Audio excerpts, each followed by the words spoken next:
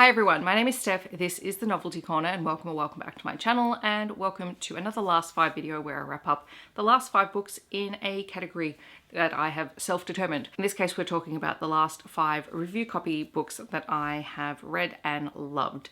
So we are going to start off with Evie Mitchell's Feral Fates, which is the first book in her Shadow Mist duology, and it is a paranormal romance. So it's kind of her first foray really into paranormal romance. And I really enjoyed this one. It is the story of Katara, who is a member of a wolf shifter pack, and she has the ability of sight, so she can see things before they happen, or like premonitions and foresight. However, she does not have the ability to shift into her wolf form, so she's a wolf shifter who can't shift, and for that she's considered cursed and is a bit of an outcast of her pack, who treat her incredibly badly. She is about to take part in sort of this full moon ceremony where all the unmated females run and are chased by males nominated by various packs to claim them as wives. It's very archaic and she doesn't want to be involved in it. She doesn't want to be mated to anyone, and she's forced into this. And there are a couple of packs and some leaders within the pack who are trying to get their hands on her gift and in turn basically breed her until she has pups to try and increase this gift talent within their packs and then discard her. And so she's kind of reluctant to kind of get involved in that, as you would imagine. And so she ends up running and she is caught by Riker, who is the member of an outcast pack. Like, he is considered an outcast. He's the son of the current sort of ruling leader of all of the packs, who is not a very nice man. But Riker knows that, one, instantly, that Katara is his fated mate, but also that her talent has the potential to help save his pack. And so even though his pack is initially reluctant to accept her because she can't shift, she's different, she begins to fit in seamlessly with the group and make friends and connections, and her gift helps them out so much. And it is their romance, it is how she fits in with this new group, as well as also confronting the ruling groups of shifters within their community. So it was really fun. I really enjoyed it. Continuing with Australian authors, I read After the Siren by Darcy Green. Now, this is a sports romance. It is about the Australian Football League, or Aussie Rules, and it is a queer romance. So this follows Theo and Jake. They are Aussie Rules footballers. They play professionally and they end up on the same team. They are rivals to friends to lovers in this story. It is a really delightful kind of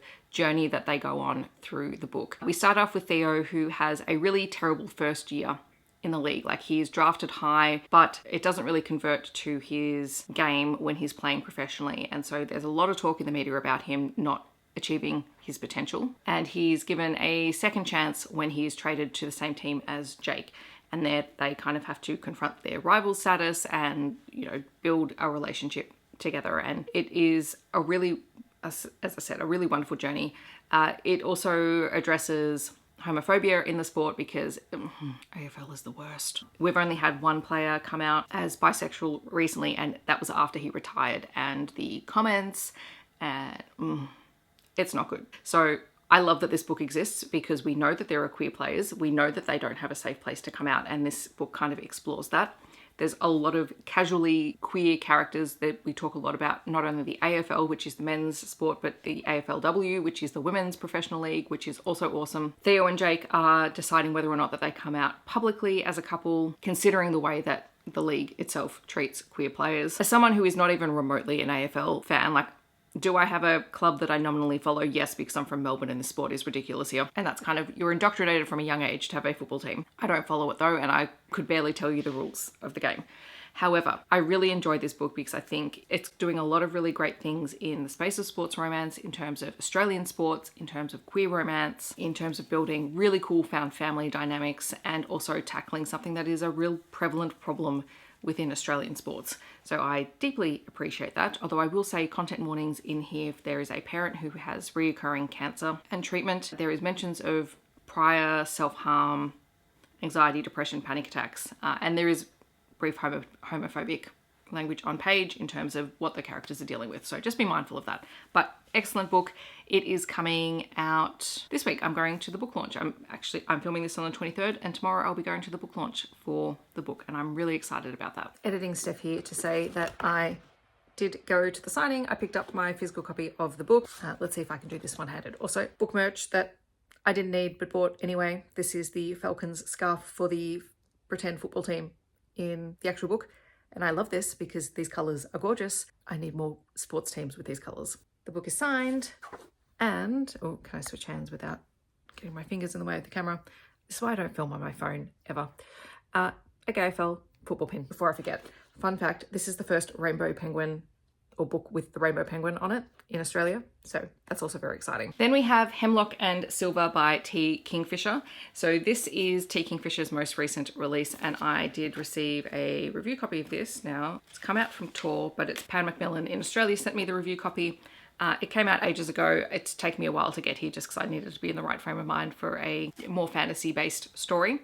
I love this cover. It is stunning. This is a dark reimagining of Snow White, but it is not a retelling, so just be mindful of that. It takes elements of the Snow White sort of story and weaves it into its own thing. We are following, and in the perspective of Anya, who is a healer, specifically dealing with poisons. She's requested by the king of the land to come and help save his daughter, who he believes is being poisoned. Anya has spent her whole life trying to find cures for specific poisons. She tests a lot of these poisons and antidotes on herself. And when she gets to the castle where the princess is staying, she realizes that there is something wrong with the Princess Snow, but she doesn't quite know what it is and how, and what the toxin is and how it's affecting her, until she sees Snow take a bite of a very strange looking apple. And Anya, being sort of the scientific mind that she is, decides to take a bite of it herself. And then she finds herself being able to travel to and from this parallel world through mirrors. It is a really cool concept. It's really, really fascinating and an interesting story. The audiobook for this is great. I was listening to it as well as reading it. There is a guard who is helping Anya sort of explore and figure out what is going on. There is the grumpiest, snarkiest cat/non-cat character who I absolutely adored. And the whole thing was just very cool and creepy in a T. Kingfisher way, and I highly enjoyed it. Then we have Wilde's End by Saxon James, which is the first book in her new series, The Wild Men, and this one follows Hudson, who is one of three brothers who on a whim decide to buy a small town, very small remote town that is abandoned and fixed up. They're builders, they like to flip things, and they decide they're going to flip this town and make it into a tourist attraction. So all three of the brothers move into this small town and they start fixing things up. However, they do not count on a community that lives just outside of the town taking issue with that, particularly Wilde, who does not like seeing newcomers in the town, doesn't want to have this town flipped and have tourists stomping all over the area because they happen to run an illegal fight ring just in the woods beyond this town, and they don't want extra scrutiny on them. So there's this whole community kind of living in this little wooded area outside. Like, it's really cool. When I get a physical copy of it, there's a fabulous map in there that sort of shows the town and where everything is. Anyway, so Wilde and Hudson butt heads significantly because Hudson is unwilling to back down, despite the fact that Wilde is intentionally sabotaging and stealing and blocking the progress of the development work that Hudson and his brothers are doing, until eventually they have to help each other out because Hudson is injured and Wilde realizes that he kind of can't leave him like that because even though he wants him gone, he doesn't really want him dead. And then Hudson kind of just weaves his way into Wilde's world, and they have such a delightful, snarky banter. Like, to me, this is a lot darker than most of Saxon James's work. It still has the humor and the found family elements and the really great character connections, but it just does lean a little bit darker. The characters have dealt with a lot of other things in their life. So we're talking about parental neglect, substance abuse, death of loved ones, historically off page. There's a lot of dark humor around death, but I really enjoyed it. And I really like meeting all of the other characters. We can kind of see where the second book is going to go, who the main characters of that book are going to be. And I'm really curious to see how all the brothers find their relationships. So that was great. I was really grateful to receive an early copy of it.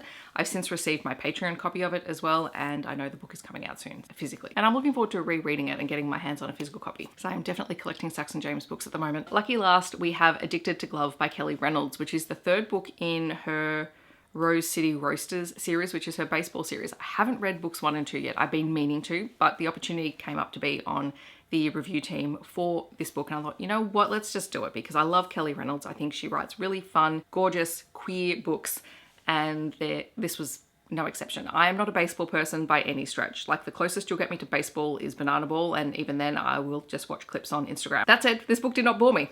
This is the story of Danny and Brooks. Both of them work for the Rose City Roasters. Danny is the social media manager. Brooks is the general manager slash coach, I think. general manager is the coach. Both our characters are in their 30s and 40s, so I love that. I love that they're characters within my age bracket. That's my preference for romance now. Brooks is a single dad. He used to be a professional baseball player. He was married, he had a daughter, and he missed a lot of milestones as his daughter was growing up. And eventually he and his then wife separated. They've maintained a good relationship, but he recognizes that there's a lot of things that he missed out on as his daughter was growing up. So now that he has shared custody of her, he is trying to make up for that in, you know, the dad sense. And he has had a on off again sort of sexual relationship with Danny.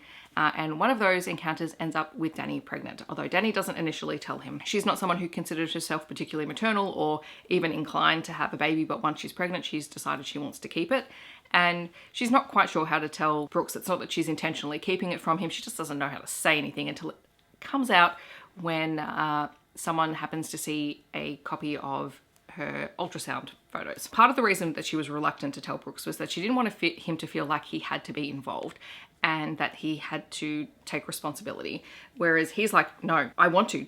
Let me take responsibility. He really likes her. They both really like each other. They weren't in an ongoing relationship. But he's like, no, I want to be there for you. I want to do things. I want to be present. I want to be part of this child's life, because he didn't get to do that the first time around. And he wants the opportunity to do right. Like he's clearly recognized that the life of a professional sports player had an impact on his relationships with his family initially. So it is a surprise pregnancy. There is a lot of public sex in this book. Just be mindful of that if that's not your thing. There's a really incredible found family element with the players and their friends. There's a really awesome girl gang and they play Dungeons and Dragons, which I loved. And the whole thing was just delightful and fun. And even though I don't like surprise pregnancy books, I really enjoyed this one.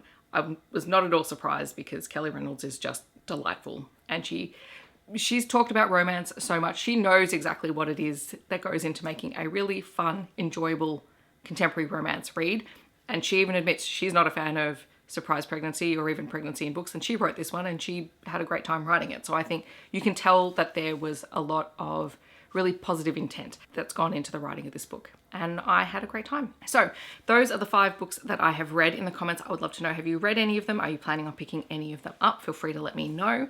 Otherwise, feel free to leave an emoji that represents one of the books. Otherwise, I hope that wherever you're in the world, you're staying safe and healthy, and I will see you in my next video. Thanks so much for watching. Bye, everyone.